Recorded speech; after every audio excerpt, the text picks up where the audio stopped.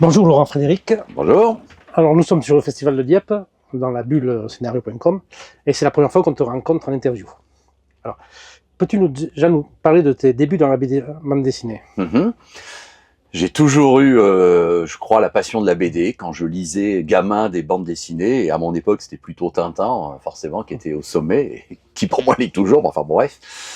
Je m'imaginais déjà essayer d'inventer des histoires qui soient aussi avec autant d'aventure, de mystère et de fascination. Donc c'est vraiment ce côté où je sais que je sais pas dessiner, que donc ce sera plutôt l'histoire. Donc la BD, je suis tombé dedans étant petit parce que pour moi c'est le médium qui résumait mon aspiration à lire des livres et à voir des films.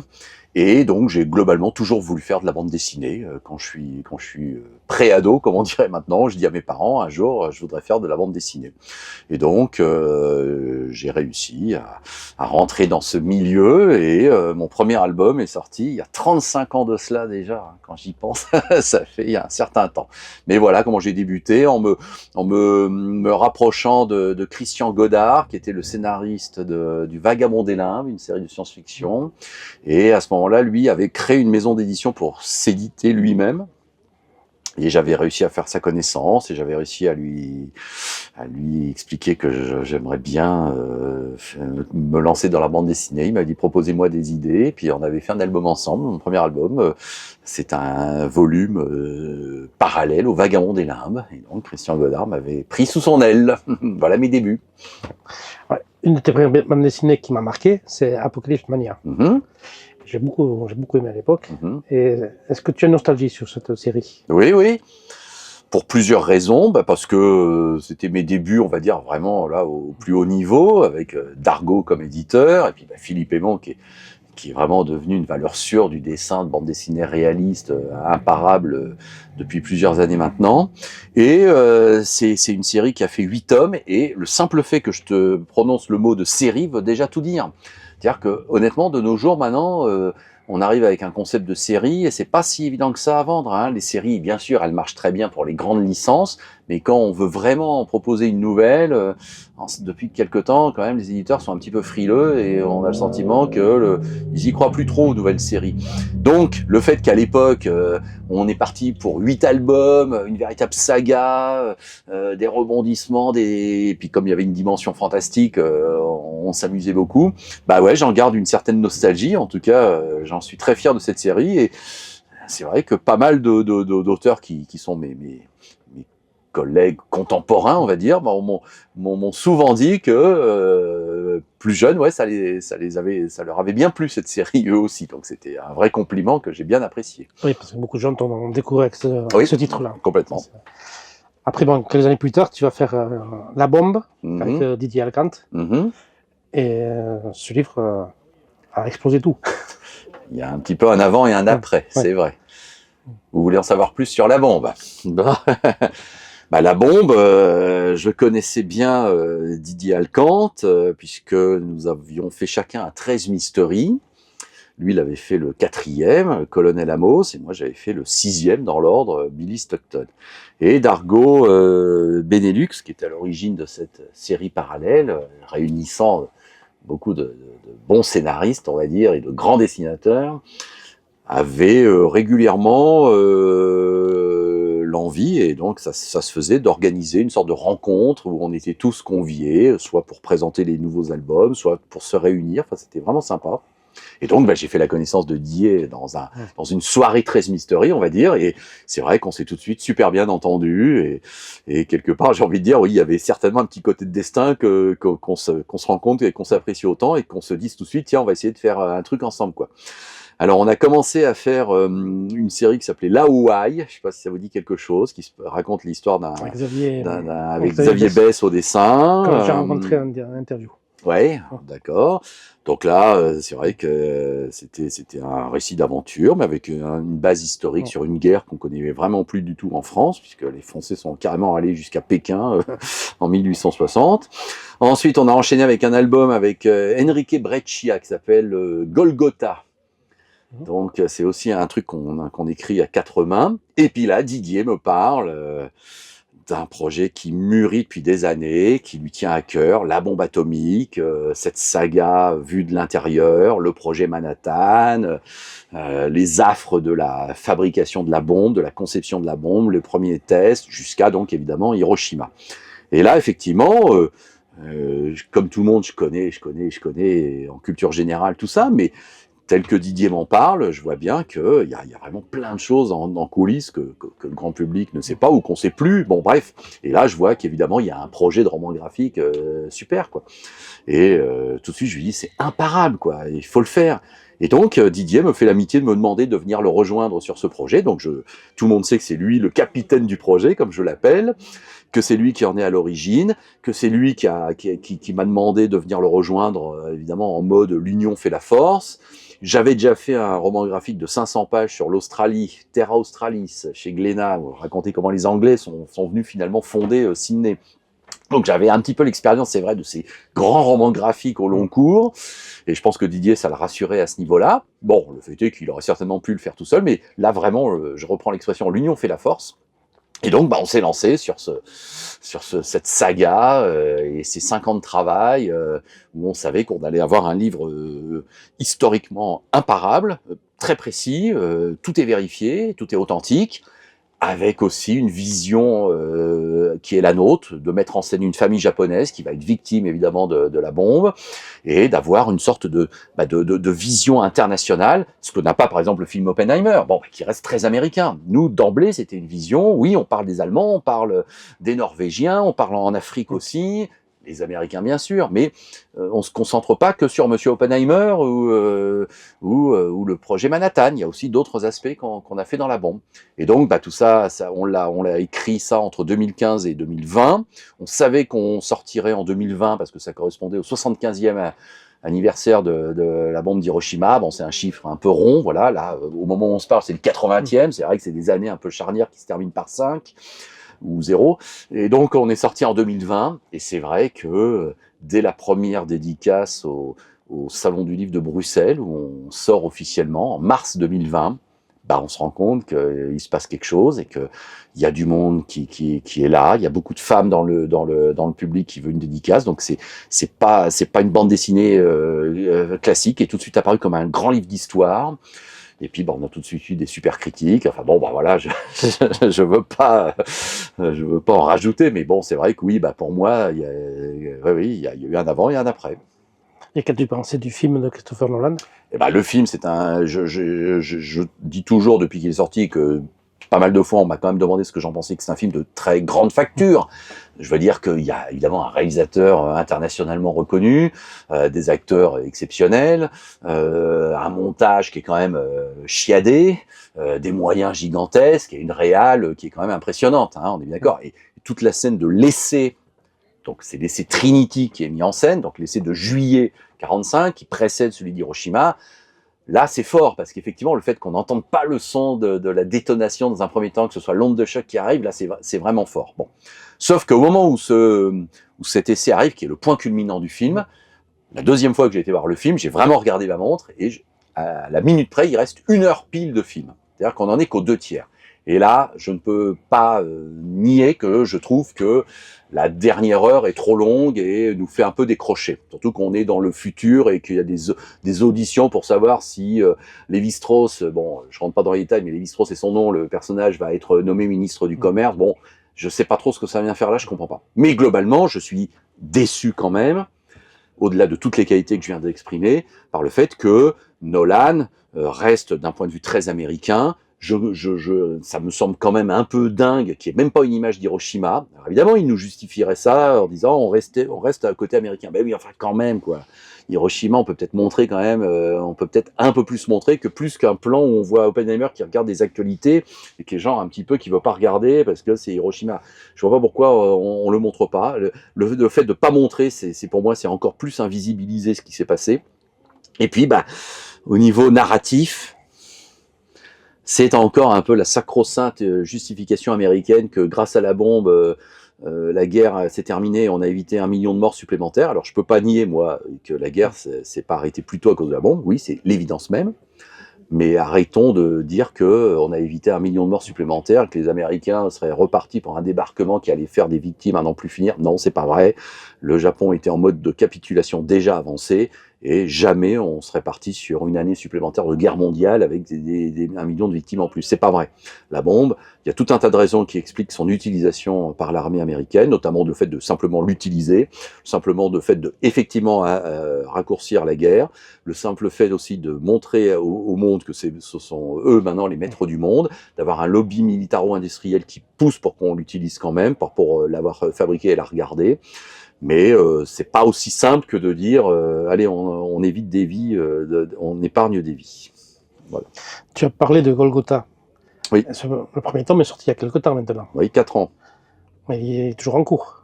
La série, oui, alors, le deuxième tome arrive.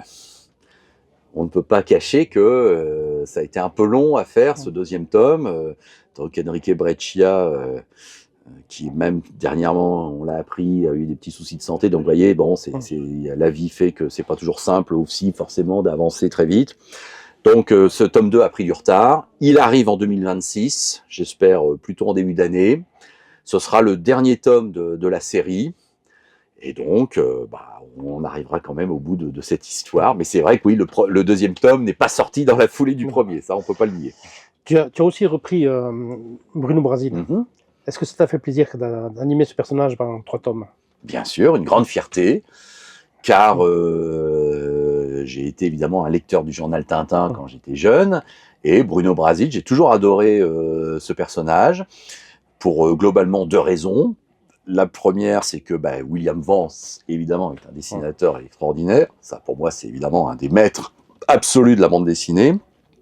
Et le simple fait de faire un personnage à cheveux blancs, qui déjà avait une certaine bouteille. Bien sûr, les premiers albums, il est jeune, mais assez vite, on perçoit Brasil comme quelqu'un d'un peu plus âgé, avec une certaine expérience. J'allais presque dire un peu à la Georges Clooney maintenant. Georges Clooney maintenant il est vraiment âgé, mais il y a encore quelques années, ses cheveux blancs, ça, on voyait une maturité en fait. Tu vois ce que je veux dire? Bon. Et donc Brasil pour moi c'était ça. Il y a un personnage qui n'était pas un jeune chien fou, pas un vieux parce que bon, mais voilà quelqu'un qui dégageait quelque chose. Et puis on sait qu'au niveau du scénario, Greg qui se débarrassait un petit peu de Bruno Brasil à l'époque parce que Vance allait faire 13. Il a un petit peu zigouillé tout le monde dans les derniers Bruno Brasil. En tout cas, il a décimé le commando Caïman. Et de fait, il laisse Bruno Brasil un peu en plan, qui est littéralement déprimé, puisqu'on voit une case de Brasil qui est littéralement en dépression, et il y a eu des morts autour de lui. Et ça m'a semblé évident que là, il y avait une matière à reprendre le flambeau, parce que l'histoire, elle était assez contemporaine, finalement. Je trouvais qu'elle abordait des résonances qui pouvaient paraître actuelles. Et comme le Lombard, à l'époque, était un peu dans une période de reprise, il y avait eu Ricochet avec Zidrou, il y avait eu Corentin même qui était sorti, Bob Moran qui avait subi une sorte de reboot. Bon, moi, j'avoue que j'ai posé la question, mais est-ce que je peux faire, moi aussi, ma reprise? On m'a dit, à quoi tu penses? J'ai dit Bruno Brasil. Ça les a un peu étonnés, parce que certes, il s'est quand même connu, c'est pas non plus peut-être aussi célèbre que Blackie Mortimer, je peux pas dire le contraire. Donc j'ai un peu proposé le concept de repartir où on était parti, donc on revient dans les années 70, il n'y a pas Internet, il n'y a pas les téléphones portables, c'est pas un reboot, c'est pas une actualisation, on reprend là où nos amis l'avaient laissé. Une vraie suite. Voilà. Et donc là, à partir de là, que Philippe Aymon était très intéressé, parce que lui aussi, William Vance pour lui est un maître. Donc les planètes se sont alignées, on a fait 3 albums, et je crois qu'effectivement, on est tous très contents parce que c'était une bonne facture, et que tout le monde nous a dit que c'était vraiment bien, que ça respectait totalement l'héritage. Et la meilleure preuve de tout ça, évidemment, ce dont on est le plus fier, c'est que William Vance lui-même nous avait dit juste avant sa mort que il nous félicitait de cette reprise, qu'il honorait, et que il était sûr que ça serait très bien. Donc ça fait plaisir de savoir que William Vance lui-même nous a adoubés. Donc avec Philippe Aymon, avec qui tu as souvent travaillé, tu continues les DS. Oui, Philippe m'a fait l'amitié de me demander si le fait de l'accompagner, de le rejoindre sur les DS m'intéressait. J'ai dit oui, ça se refuse pas. Parce qu'évidemment, il a créé cette série avec Jean Van Damme. Ensuite, il a été en solo sur 5 albums. Et on faisait Brasil. Il me dit, est-ce que les DS t'intéressent? C'est quand même une grande licence, un grand personnage. Les albums marchent bien. succéder quelque part à Jean Van Damme, ça se refuse pas. Donc voilà, on est parti sur une série de diptyques. Donc on a fait les 2 premiers et je vous annonce qu'en 2026 et 2027, vous aurez les tomes 18 et 19 de Lady S qui vont arriver de nouveau. Donc là, ton activité toute récente, c'est Black Gospel. Ouais. Peux-tu nous pitcher l'histoire? Washington 1983. Les États-Unis et la ville s'apprêtent à célébrer les 20 ans, l'anniversaire des 20 ans du discours de Martin Luther King. Donc ça, c'est un discours que on connaît tous quand même par la fameuse phrase « I have a dream », où Martin Luther King, effectivement, prononce certainement un des discours les plus célèbres de l'histoire et du XXe siècle. « I have a dream » au cours d'une marche pour l'emploi et la liberté, par rapport aux droits des Noirs américains. Bon, on connaît le contexte. 20 ans plus tard, ça on sait que chaque année, cet événement est un peu commémoré, hein, on est bien d'accord. Mais en 83, j'imagine que pour le 20e anniversaire, la ville essaye de marquer un petit peu le coup. Et au même moment, on retrouve 2 femmes qui sont mortes à New York, de manière très sauvage, avec une inscription qui est laissée au mur par le tueur d'évidence, et qui semble faire référence au discours de Martin Luther King. Donc notre polar s'appuie sur un fait réel qui est un discours authentique, s'appuie aussi sur le fait que dans la vraie vie, le jour où Martin Luther King a fait son discours, effectivement 2 femmes ont été assassinées à New York et que ça a été une affaire criminelle qui a un petit peu défrayé la chronique, et qu'un grand écrivain, sociologue, historien noir américain est mort le même jour en Afrique où il était exilé. Et cette mort est passée inaperçue parce que ce jour-là, c'est Martin Luther King qui était évidemment en vedette, quoi. Et je sais, c'est la vie, hein, comme certains qui sont morts des jours où d'autres personnalités sont mortes plus importantes. Sa mort, elle est passée inaperçue, et certains disent c'est vraiment dommage parce que sans lui, il y avait peut-être pas Martin Luther King. Bref, tout ça m'a donné l'envie de faire un polar où un tueur dans l'ombre a des motifs pour se venger, peut-être de Martin Luther King, peut-être de ce qui s'est passé quelques années auparavant, et donc, alors que les commémorations ont lieu à Washington, agit et laisse des cadavres un petit peu partout. Et donc un flic de New York, puisqu'il y a bien donc eu 2 femmes assassinées à New York, arrive à Washington pour collaborer avec la police locale, et donc l'assassin, sa piste va le croiser, parce qu'on connaît déjà l'assassin dès le début, ça je le dis. C'est un choix narratif, on connaît les 2 protagonistes, et l'intérêt est de voir comment ils arrivent l'un en face de l'autre. Un peu long comme pitch, hein. Oui. Mais Et bon. du coup, tu travailles avec Boris Bezelin. C'est la première fois que tu travailles avec lui. Ouais. Pourquoi le choix de ce dessinateur? Eh ben parce que Boris, ça fait plusieurs années qu'on se connaît, et que j'ai toujours trouvé qu'il dégageait une atmosphère, notamment dans ses noirs et blancs, qui était fabuleuse. Je sais plus vraiment comment on s'est rencontrés il y a une dizaine d'années, mais c'était évident que il faisait des planches noirs et blancs dignes de Frank Miller, quoi, j'ose le dire, quoi. Donc ça fait des années qu'on réfléchissait à faire un polar, puisque ça semblait évident que ce soit un thriller, un polar noir et blanc. Bon. Et donc les planètes, pour reprendre l'expression, se sont alignées avec Black Gospel, chez Robinson, avec cette histoire un peu originale, un peu inattendue.